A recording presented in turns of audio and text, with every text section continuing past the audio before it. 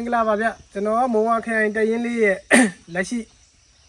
တရင်မှုနေရာတာဝန်ယူထားတဲ့ဒေါနာမောင်ဖြစ်ပါတယ်ကျွန်တော်တို့အမေစုအသက်80မွေးနေ့အထိမ်းအမှတ်နေနဲ့ကျွန်တော်တို့ဗီဒီယိုဖိုင်တိုလေးတွေလုပ်ဖို့အစီအစဉ်ရှိပါတယ်မိဘပြည်သူများတဦးတယောက်ချင်းကလည်းပါဝင်ကူညီပေးဖို့ကျွန်တော်ဒီနေရာကနေတောင်းဆိုပါတယ်ဘယ်လိုပါဝင်လို့ရလဲဆိုတော့မိဘပြည်သူတဦးတယောက်ချင်းဒီမှာဗီဒီယိုဖိုင်တစ်ပုတ်ရိုက်ပြီးတော့ပို့ခွင့်ရှိပါတယ်ပို့ရရမယ့်ဗီဒီယိုဖိုင်မှာလည်းစက္ကန့်30ထက်လည်းကျော်လွန်လို့မရဘူး50 MB ထက်လည်းကျော်လွန်လို့မရပါဘူးအဓိကပါမယ့်စာသားကတော့ Happy Birthday စုဆိုတဲ့စာလုံးလေးကမဖြစ်မနေပါဝင်ရပါမယ်မိဘပြည်သူများအနေဖြင့်လည်းအခုဗီဒီယိုဖိုင်ကိုပါဝင်ခြင်းနဲ့ဘယ်လိုပေးပို့ရမလဲဆိုရင်ကျွန်တော်တို့မော်ဝါခရိုင်တရင်လေးပေးကိုလည်းပေးပို့လို့ရတယ်လို့ကျွန်တော်ဒေါနာမောင်ကောက်ကိုလည်းပေးပို့လို့ရပါတယ်ကျွန်တော်တို့မော်ဝါခရိုင်တရင်လေးရဲဘော်တဦးတယောက်ချင်းစီကိုလည်းပေးပို့လို့ရတယ်လို့နီးစပ်ရာဖွဲ့စည်းများကိုလည်းပေးပို့လို့ရမှာဖြစ်ပါတယ်ကျွန်တော်တို့အခုပြုလုပ်ရတဲ့ဗီဒီယိုဖိုင်လေးရဲ့ရည်ရွယ်ချက်ကတော့ကျွန်တော်တို့ချစ်ရတဲ့မေစုအချုံအောင်မှအမြန်ဆုံးလွတ်မြောက်နိုင်ရန်ရည်ရွယ်ပါတယ်ဒါကြောင့်မို့လို့မိဘပြည်သူများကလည်းဒီဗီဒီယိုဖိုင်လေးကိုမဖြစ်မနေပါဝင်ပေးကြပါလို့ကျွန်တော်ကဒီနေရာကနေမေတ္တာရက်ခံလိုက်ပါတယ်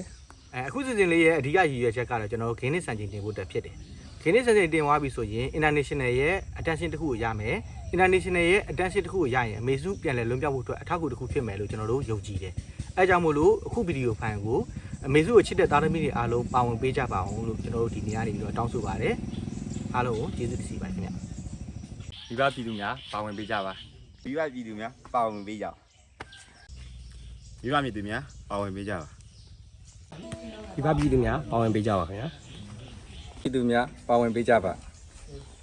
မိဘပြည်သူများပါဝင်ပေးကြပါဗျာမိဘပြည်သူများပါဝင်ပေးကြပါမိဘပြည်သူများပါဝင်ပေးကြပါ